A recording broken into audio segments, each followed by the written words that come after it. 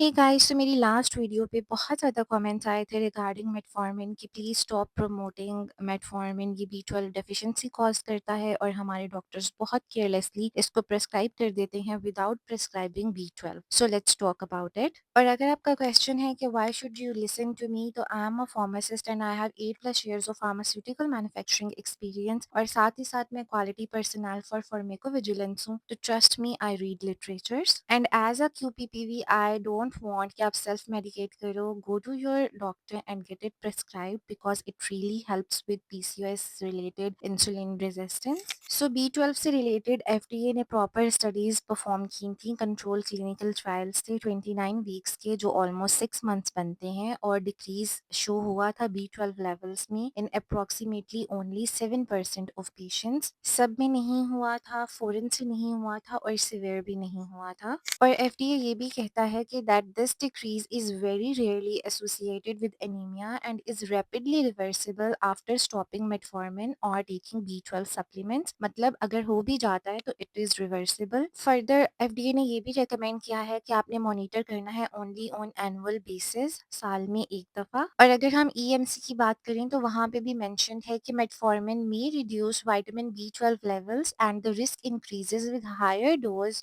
longer duration or in patients who are already on the risk। like अगर आप ज्यादा time use कर रहे हैं लॉन्ग टर्म में और हायर डोज ले रहे हैं तब होगा। और ईएमसी क्लियरली स्टेट करता है कि अगर आपको सस्पिशन है बी12 डेफिशिएंसी की तो फिर आपने क्या करना है, पीरियोडिकली मॉनिटरिंग करनी है। पीरियोडिक का ये मतलब नहीं है कि आपने डेली करना है, वीकली, या आपने पैनिक मोड में चले जाना है। इट सिंपली मीन्स कि अगर आपके सिम्टम्स हैं तो आपने हर साल चेक करना है, और अगर आपके सिम्टम्स नहीं हैं तो आप 2 to 3 years चेक करवा सकते हो। और अगर आपने ग्लूकोफेज पाकिस्तान से परचेज किया तो उसकी लीफ इंसर्ट में भी लास्ट में मेंशन्ड है कि very rare side effects in less than 1 to 10,000 people में बी12 डेफिशिएंसी। सो ये कहना कि डॉक्टर्स केयरलेसली मेटफॉर्मिन के साथ बी12 प्रेस्क्राइब नहीं करते is not right, because metformin day 1 से बी12 डेफिशिएंसी कॉज नहीं करता। It can happen slowly over long term use और even then it is manageable and reversible and already addressed in both FDA and EMC literatures.